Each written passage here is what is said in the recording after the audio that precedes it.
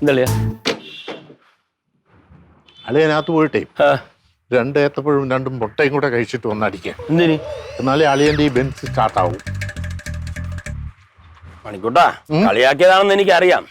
കളിയാക്കിയൊന്നും ഈ വണ്ടി ഞാനും തമ്മിലുള്ള ആത്മബന്ധം ഉണ്ടല്ലോ, അത് മണിക്കൂറിന് അറിഞ്ഞൂടാ. അല്ല, അത്രയ്ക്ക് ആത്മബന്ധം ഉണ്ടെങ്കിലേ അളിയ നിർത്ത്.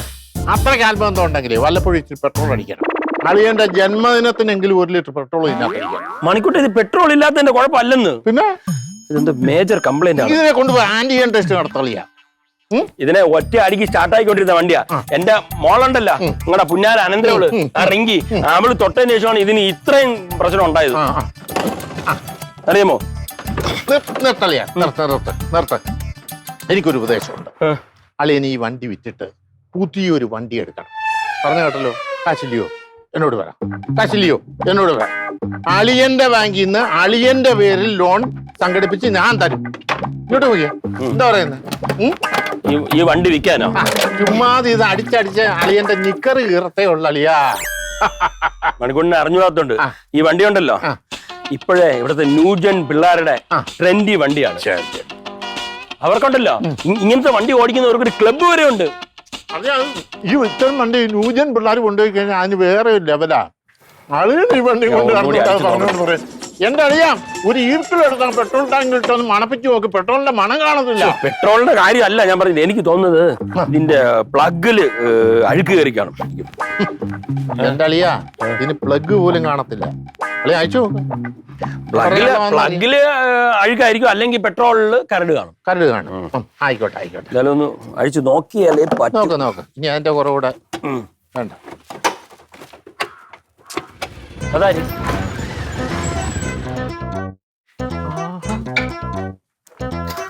അളിയൻ ഓൺലൈനിൽ പെട്രോൾ ഓർഡർ ചെയ്തായിരുന്നു. ഇല്ല, പിന്നെ ആണ്ട് കൊണ്ടുവന്നേക്കുന്നു. റിങ്കി,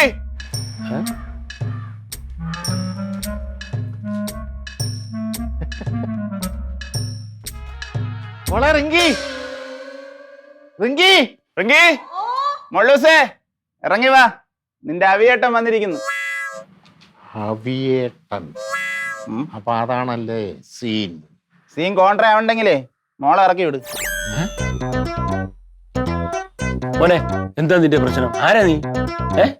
ഞാൻ അവിനാഷ് അക്കു. ഞാൻ അവളെ കെട്ടും. അത് നീ മാത്രം തീരുമാനിച്ചാൽ മതിയോ? അതാണ്ടേ സൂക്ഷിച്ച് സംസാരിക്കണം. ഈ അവിനാഷ് അക്കു ആരെന്ന് അറിയണമെങ്കിലേ ഫേസ്ബുക്കിലും ഇൻസ്റ്റാഗ്രാമിലും ഒന്ന് തപ്പി നോക്കിയാൽ മതി. 10 ലക്ഷം ഫോളോവേഴ്സാ. മര്യാദക്ക് പോയില്ലെങ്കിൽ നിന്റെ ഫേസ്ബുക്കും പേപ്പറൊക്കെ വലിച്ചു കയറിയാൻ ദൂരങ്ങളെ. റിങ്കി, മൊളൂസേ, ഇറങ്ങി വാ. നീ ഇറങ്ങി വന്നില്ലെങ്കിൽ നിന്നെ കൊടുത്തും ഞാനും ചാവും.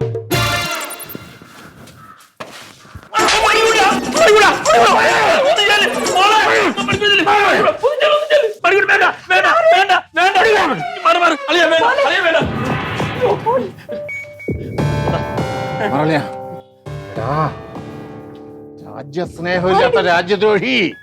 പെട്രോളിന് സ്വർണത്തെക്കാൾ വില കൂടി ഈ സമയത്ത് നിനക്ക് പെട്രോൾ ഒഴിച്ച് തന്നെ കത്തിക്കണം അല്ലേടാ? വല്ല പുന്നക്കാണ് വാങ്ങിച്ച് കത്തിച്ചൂടാ. വേണ്ട അളിയന്റെ പൊത്ത സാധനം ഇങ്ങ് എടുത്തോണ്ടോ. അളിയന്റെ സ്കൂട്ടറിങ് എടുത്തോണ്ട് വരാൻ ചെല്. ഒന്നും ചെയ്യല്ലേ അളിയാ. ചെല്.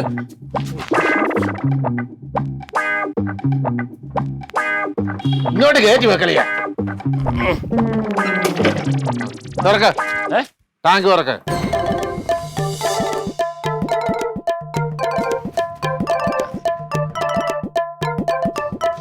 ഇനി ഒന്ന് അടിച്ചു നോക്ക്.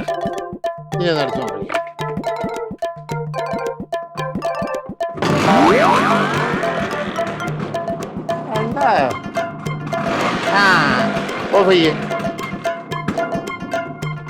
ഞാൻ അപ്പോഴേ പറഞ്ഞില്ലേ ഇത് പെട്രോളിന്റെ കുറവാണെന്ന്. എന്നാലും എന്റെ റിങ്കി മുത്തുമണി, നീ കണ്ടോണ്ടിരുന്നില്ലേ ഈ മാട എന്നെ അടിച്ചിട്ട് പോ. മോനെ, നീ ആരാ? നീ എവിടെ? മകളെ റിങ്കി, നിനക്ക് ഇയാൾ അറിയാമോ? എനിക്കൊന്നും അറിഞ്ഞൂടാ ഇവനെ. പിന്നെ ഇൻസ്റ്റാഗ്രാമിലും ഫേസ്ബുക്കിലും കണ്ടിട്ടുണ്ട്, അല്ലാതെ നേരിട്ടൊന്നും ഞാൻ കണ്ടിട്ടൊന്നുമില്ല ഇവനെ. അപ്പൊ ഞാൻ ബൈക്ക് സ്റ്റാൻഡ് ചെയ്തപ്പോ അതിന്റെ അടി വന്ന് ലവ് റിയാക്ഷൻ ഇട്ടതും സ്മൈൽ ഇട്ടിട്ടൊക്കെ. അയ്യേ, അത് ഒരു വീഡിയോ ലൈക്ക് ചെയ്തെന്ന് വെച്ച് അതിനർത്ഥം പ്രേമോന്നാണ്. എടി റിങ്കി, നീ എന്നെ തേച്ചല്ലേ? നീ എന്റെ കൂടെ അല്ലാതെ വേറെ ഒരുത്തന്റെ കൂടെ ജീവിക്കത്തില്ല. പോടോ വരാന്താ, ആരോടോ സ്നേഹിച്ചത് തന്നെ? ഇപ്പൊ കുറെ അലവലാദികൾ ഇറങ്ങിയിട്ടുണ്ട്. കുടുംബത്തിൽ പിറന്ന പെൺപിള്ളാരെ ഫേസ്ബുക്കിലൂടെ ഇൻസ്റ്റാഗ്രാമിലൂടെ ഒക്കെ വശീകരിച്ച് പീഡിപ്പിച്ച് കൊല്ലാൻ ശ്രമിക്കുകയും ആസിഡ് ഒഴിക്കും കത്തിക്കാനൊക്കെ ശ്രമിക്കുന്ന കുറെ അലവലാദികൾ.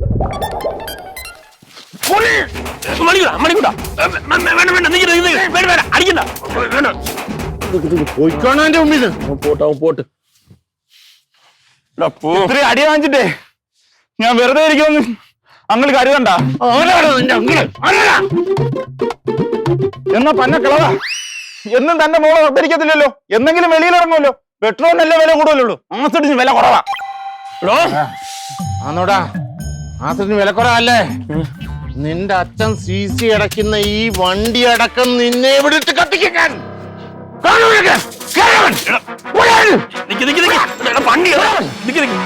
വണ്ടി എടുത്തിട്ട് പോ.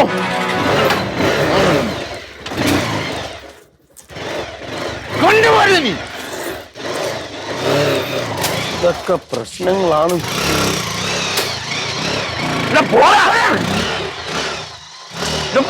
നീ പോ.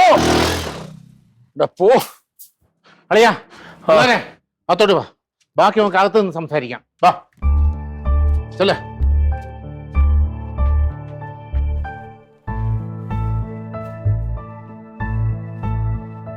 മോളെ റിങ്കി, ഞാൻ പറഞ്ഞിട്ടില്ലേ എപ്പോഴും ഇതിൽ ഇങ്ങനെ കുത്തി കുത്തി കളിച്ചോണ്ടിരിക്കരുതെന്ന്. സമയം പോണ്ടേ അച്ഛാ? സമയം പോണ്ടേ? അച്ഛൻ ദേഷ്യം കൊണ്ട് പറയണല്ല. ഈ സോഷ്യൽ മീഡിയ ഒക്കെ ഉപയോഗിക്കുന്നതൊക്കെ കൊള്ളാം, പക്ഷെ അതിൽ ഒത്തിരി ചതിക്കുഴികളൊക്കെ ഒളിഞ്ഞിരിപ്പുണ്ട്. മനസ്സിലായ? ഇപ്പൊ തന്നെ ഇന്നൊരു പ്രശ്നം നടന്ന കണ്ട. ഞാനൊരു കാര്യം ചോദിച്ചിട്ടെ മോളെ, സത്യത്തെ ആ ചെറുക്കനെ നിനക്ക് അറിയാമോ? അച്ഛനാണ് സത്യം, എനിക്കറിയില്ല. മോളെ, ഒരു ബന്ധമില്ലാത്ത ഒരാൾ വന്ന് വീട്ടിൽ വന്ന് ഇങ്ങനെ പ്രശ്നം ഉണ്ടാക്കും മോളെ. അപ്പൊ അച്ഛനെ തീരെ വിശ്വാസമില്ല അല്ലേ? അച്ഛനും അമ്മയും അറിയാത്ത എന്തെങ്കിലും കാര്യം എന്റെ ജീവിതത്തിലുണ്ടോ? ഇനി അങ്ങോട്ട് ഉണ്ടാകാനും പോകുന്നില്ല. മോളെ, വിശ്വാസം ഇല്ലാഞ്ഞിട്ടല്ല, പക്ഷെ ഈ പ്രായപൂർത്തിയായ പെമ്മക്കളുള്ള അച്ഛന്റെ അമ്മയുടെ ഒക്കെ മനോവിഷമം നിങ്ങൾക്ക് മനസ്സിലാവൂല. അതുകൊണ്ടാണ് അവരുടെ മോള് കരയാതെ. സത്യത്തിൽ അതാണ്. ഇത്ര വലിയ കുട്ടികളുള്ള അച്ഛന്റെ വിഷമൊന്നും നിങ്ങൾക്ക് മനസ്സിലാവൂല. മോളെ, വിഷമിക്കാതെ.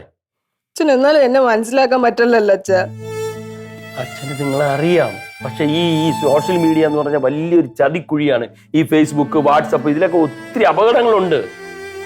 അപ്പൊ അത് സൂക്ഷിച്ച് കൈകാര്യം ചെയ്യില്ലെങ്കിൽ പ്രശ്നം. പരിചയമില്ലാത്തവരൊക്കെ ആയിട്ടുള്ള ഈ ഇതൊക്കെ കമ്മ്യൂണിക്കേഷനൊക്കെ വളരെ ബുദ്ധിമുട്ടാണ്. ഈ നല്ല സ്നേഹിക്കാൻ അറിയാവുന്ന, അതായത് പോറ്റാൻ കഴിവുള്ള ഏതെങ്കിലും നല്ല ചെറുപ്പക്കാരെ കിട്ടിക്കഴിഞ്ഞാൽ അവരുടെ കയ്യിൽ നിങ്ങളെ ഏൽപ്പിക്കുന്നത് വരെ ഈ അച്ഛന് ഒരു സമാധാനം ഇല്ല. അങ്ങനെ ഏൽപ്പിച്ചു കഴിഞ്ഞാലേ എല്ലാം തീർന്നാണോ? സമാധാനിക്കാൻ പറ്റുമോ? പട്ടിയെ കൊണ്ടാണോ പാമ്പിനെ കൊണ്ടാണോ കടുപ്പിക്കണമെന്ന് അറിയാൻ പറ്റുമോ നമുക്ക്? ചെക്ക് ചെയ്ത് എടുക്കാനേ ചെക്കനാണ്, ചക്കയൊന്നും അല്ല ഇത്. വിഷമിക്കാതെ. ഞാൻ പറഞ്ഞു വന്നത്, ഈ സോഷ്യൽ മീഡിയ ഉപയോഗിക്കുമ്പോൾ വളരെ ശ്രദ്ധിക്കണം. പരിചയമില്ലാത്ത ആരുമായിട്ട് ഒരു ഇത് ഉണ്ടാവാൻ പാടില്ല. അതാണ് അത് സൂക്ഷിക്കണം. അത് പിന്നെ ചേച്ചി, ഞാൻ ആ വിൻസെന്റ് ഗോമസ് ഇല്ലേ, അങ്ങേരങ്ങ് ബ്ലോക്ക് ചെയ്ത് കേട്ടാ. ആരാണെന്നൊന്നും എനിക്ക് അറിഞ്ഞൂടാ. ഇന്നാള് ഞാൻ ഒരു ദിവസം പുട്ട് തിന്നണ ഒരു ഫോട്ടോ ഇട്ടു. അപ്പൊ അതിന്റെ താഴെ വന്ന് അങ്ങേര് കമന്റ് ചെയ്തിരിക്കുന്നു, ഇറങ്ങി പോടി പിത്തക്കാടിന്ന്. അപ്പൊ തന്നെ ഞാൻ അൺഫ്രണ്ട് ചെയ്തോളാം. നിന്റെയൊക്കെ ഒരു ഫ്രണ്ട്സ് ഇൻസ്റ്റാഗ്രാമും ഫേസ്ബുക്കും എന്ന് പറഞ്ഞാൽ നടന്നിട്ടുണ്ട്. നിന്റെയൊക്കെ ഫോൺ ഞാൻ ബ്ലോക്ക് ചെയ്യാൻ പോവാണ്, എല്ലാം ലോക്ക് ചെയ്യാൻ പോകുന്നു. ഞാൻ പാസ്വേഡ് ഇടാൻ പോകുന്നു. കളയാട്ടത്, ഇത് കഴിഞ്ഞില്ലേ ഇത് ഈ സംഭവം? പിള്ളേരെ പിടിച്ചിരുത്തിയിട്ട് ചോദിച്ചോണ്ടിരിക്കുന്നു. പ്രശ്നങ്ങൾ പറഞ്ഞ വഴി കണ്ടടാ. ഞാൻ രണ്ടുപേർക്കും കൂടെ ഒരു കാര്യം പറയാണ്. ഇത് ഉപയോഗിക്കുന്നത് വളരെ ശ്രദ്ധിച്ച് വേണം. യാതൊരു പരിചയമില്ലാത്ത ആരുമായിട്ട് ഒരു കോണ്ടാക്റ്റും വേണ്ട. അതെ, പറഞ്ഞോ? മോളെ, അച്ഛൻ ദേഷ്യത്തിൽ പറഞ്ഞല്ല, വിഷമം കൊണ്ട് പറയണേന്. അറിഞ്ഞൂടാ. മോളെ കുറ്റപ്പെടുത്തുന്നതല്ല. എടാ, ഓരോ പ്രശ്നങ്ങൾ കാണുന്നില്ലേ? ഇപ്പൊ കേൾക്കുന്ന ഇത് കണ്ടില്ലേ? വെട്ടിക്കൊല ന്യൂസുകൾ കേട്ടില്ലേ? കാണുന്ന കേൾക്കുന്ന അറിയുന്നില്ലേ? ഇതൊക്കെ ശ്രദ്ധിച്ചേ പറ്റുള്ളൂ, ഇല്ലെങ്കിൽ എന്തൊക്കെ പ്രശ്നങ്ങളാണ് വരാൻ പോണെന്ന് നമുക്ക് അറിയാൻ പറ്റില്ല. നിങ്ങൾ കെയർഫുൾ ആയാൽ നിങ്ങൾക്ക് പ്രശ്നങ്ങൾ ഒഴിവാക്കാൻ പറ്റും. അതിനുവേണ്ടി പറയണതാണ്, ശ്രദ്ധിക്കണം കേട്ടോ.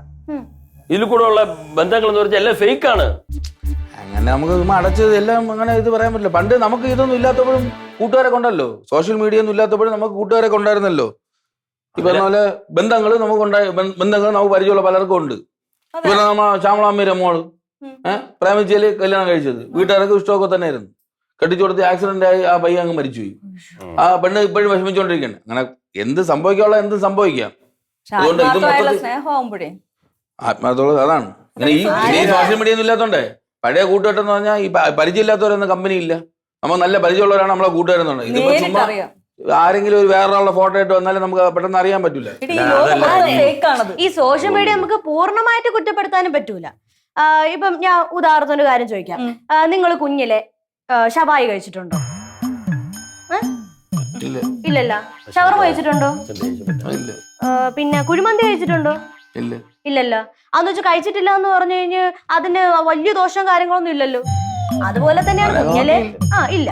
അപ്പൊ കുഞ്ഞിലെ നിങ്ങൾ ഉപയോഗിക്കാത്ത സാധനം സോഷ്യൽ മീഡിയ ഉപയോഗിച്ചിട്ടില്ല എന്ന് പറഞ്ഞാൽ അതിന് വലിയ ദോഷമൊന്നുമില്ല. അതൊക്കെ ഉപയോഗിക്കണ ഒരു രീതിയിൽ ഉപയോഗിക്കണം എന്നേ ഉള്ളൂ. ഇപ്പൊ തന്നെ കോവിഡ് വന്നപ്പോ സോഷ്യൽ മീഡിയയെ കൊണ്ട് ഒരുപാട് ഉപയോഗങ്ങൾ ഉണ്ടായി. ശരിയാണ് കേട്ടാ. ഇല്ലേ? അതുകൊണ്ടാണ് അപ്പുറത്തെ വളവിൽ പോലീസ് ഉണ്ടെന്നൊക്കെ ഞാൻ അറിഞ്ഞത്. പറയാം.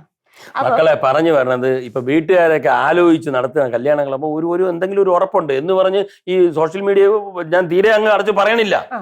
അണ്ണാ ഒരു കാര്യം പറയട്ടാ, മതി എണ്ണ കുറെ നേരമായി. രാവിലെ തൊട്ട് സോഷ്യൽ മീഡിയ പിള്ളേരെ മക്കളെ ഈ വിഷമത്തിൽ നമുക്ക് തലവേന മണി സത്യത്തിൽ ഒരു തലവേന. നീ ഒരു ചായ ഇട്. എല്ലാം തരാം. ചായ വരിയായിട്ട് വിട്ടോ.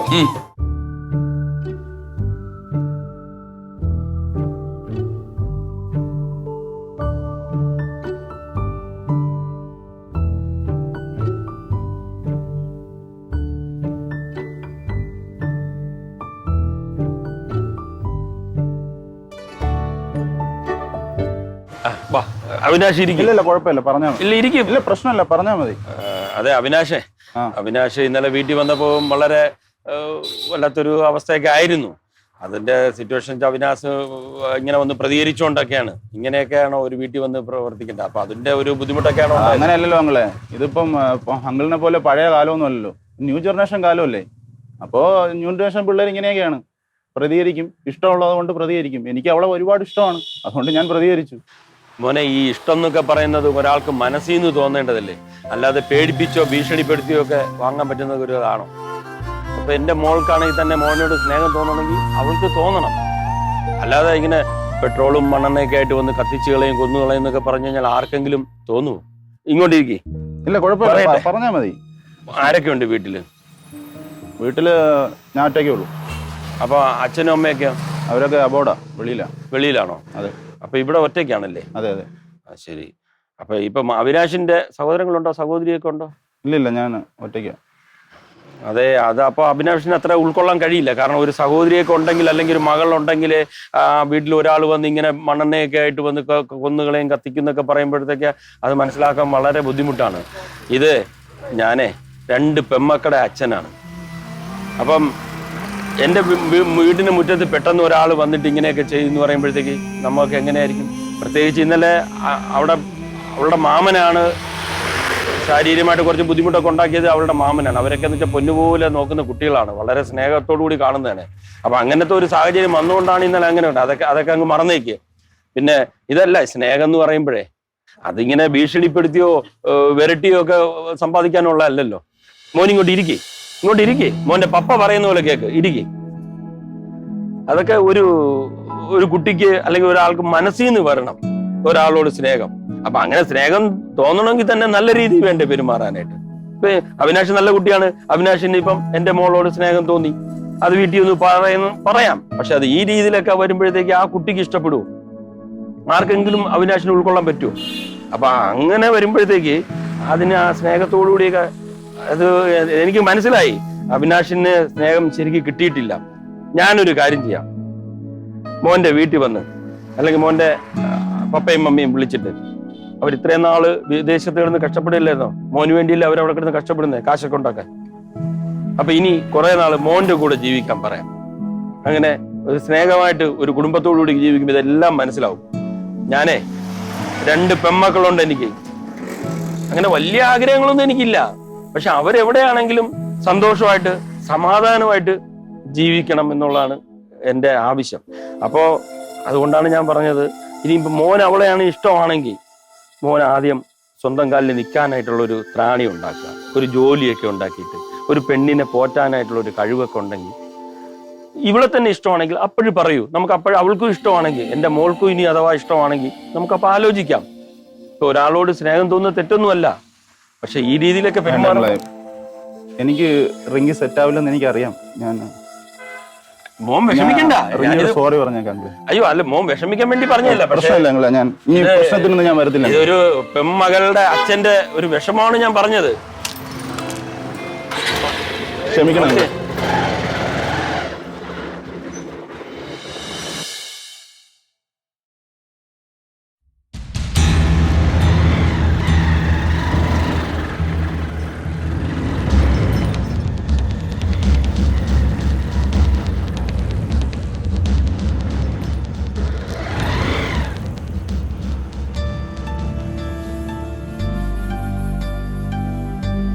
റിങ്കി എന്ത് പറ്റി മക്കളെ?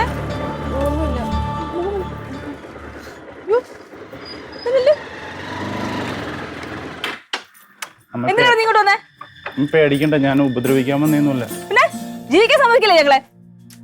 ഞാൻ റിങ്കിയോടൊന്ന് സോറി പറയാൻ വേണ്ടിട്ട് വന്നു. ഒരു സോറിയും പറഞ്ഞു വിട്ടോ, ഇവിടെ നിൽക്കണ്ട. പൊക്കോ രവിയേട്ടാ. അമ്മ എനിക്കറിയാം നിങ്ങൾക്ക് ആർക്കും എന്നെ ഇഷ്ടമല്ലെന്ന്, പക്ഷെ ഞാൻ പറയുന്നതും കൂടെ ഒന്ന് കേട്ടൂടെ? Rinki, I am really sorry. ഞാൻ എനിക്കൊന്നും കേക്കണ്ട. അറിയാതെ പറ്റിയതാ. ഞാൻ ആ വഴിയിൽ വെച്ച് തന്നോട് സോറി പറയാൻ വേണ്ടി വന്നതാ. പക്ഷെ താൻ പേടിച്ചിട്ട് എൻ്റെ ആറ്റിറ്റ്യൂഡ് അങ്ങനെ ആയിപ്പോയി. ക്ഷമിക്കണം. പിന്നെ അച്ഛനെ കണ്ടായിരുന്നു ഇവിടത്തെ.